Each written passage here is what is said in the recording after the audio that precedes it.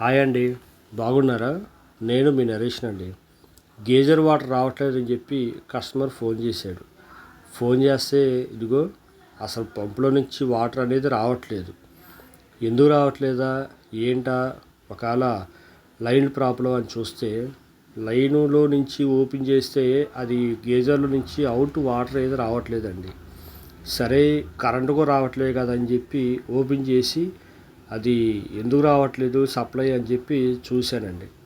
చూస్తుంటే అది ఏదో థర్మోస్టాట్ ఏదో ప్రాబ్లం లాగా అనిపించింది. సరే, ముందు వాటర్ వస్తే రిపేర్ చేయొచ్చు అని చెప్పి చూస్తే వాటర్ అయితే లోపలికి వెళ్తున్నట్టుగా చూపిస్తుంది. మరి లోపలికి వెళ్తుంది కదా, మరి నీళ్ళు ఎందుకు రావట్లేదు బయటికి అని చూస్తే నాకెందుకో డౌట్ వచ్చిందండి. ఒకవేళ ఇది ఓపెన్ చేస్తాం వాటర్ వచ్చితేమని చెప్పి ఓపెన్ చేస్తుంటే వాటర్ అయితే ఫోర్స్గా వస్తుంది. సరే, వస్తుంది కదా, ఎందుకంటే మంచిది అని చెప్పి తీసేసానండి. తీసేస్తుంటే అదిగోండి ట్యాంకుల వాటరు లోపలికి వెళ్తుందా, లోపల ఉన్న వాటర్ మాత్రం బయటకు వస్తుంది.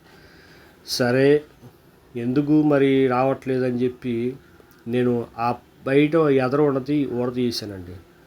ఎదరున్నది ఊడతీసేస్తే చూసారా, ట్యాంకీ వాటర్ ఫుల్ ఫోర్స్గా వస్తుంది.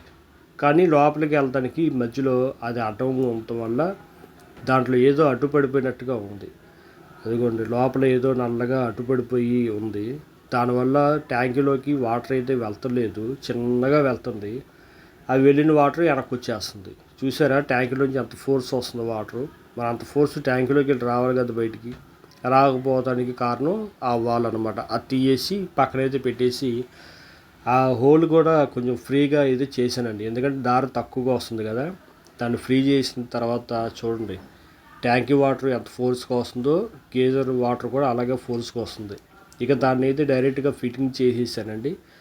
ఇక ట్యాంకీలోకి వెళ్ళినాక ట్యాంకీలో నుంచి వాటర్ అవుట్ రావాలి కదా, అది వచ్చేదాకా వెయిట్ చేశానండి.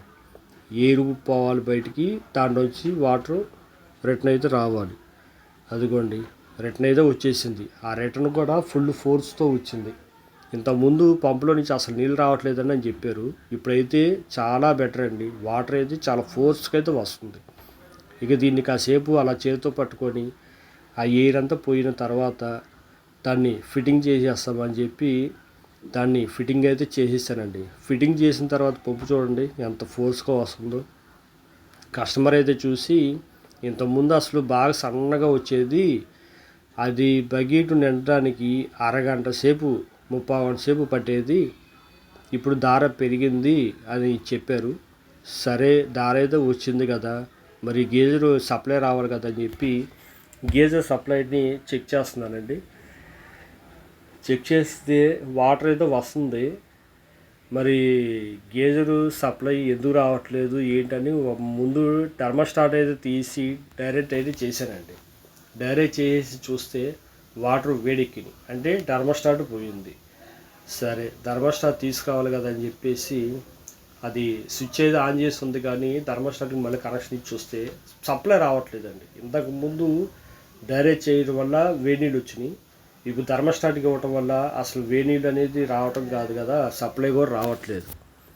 సరే, ఇక ఏదైనా ప్రాబ్లం ఉందా లేదా, అదొకటే ప్రాబ్లం అని చెప్పి మొత్తం రికవర్ అయితే చేశానండి.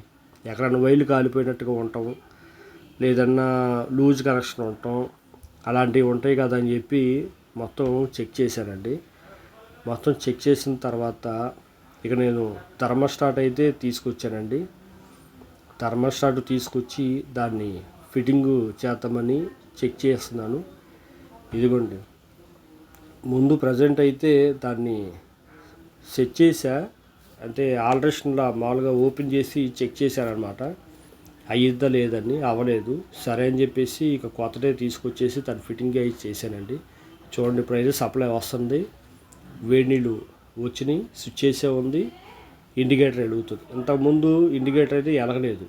డైరెక్ట్ చేసి వేడి నీళ్ళు వస్తుందా లేదా అని చెక్ చేశాను. ఇప్పుడు కొత్త వేసిన తర్వాత పనిచేస్తుంది. ఇప్పుడు పంపు తిప్పితే బాగా వేడి వస్తుందండి. ఇక దాన్ని అయితే ఫిట్టింగ్ చేసేసాను. ఈ వీడియో నచ్చితే లైక్ చేయండి, షేర్ చేయండి, సబ్స్క్రైబ్ చేయండి.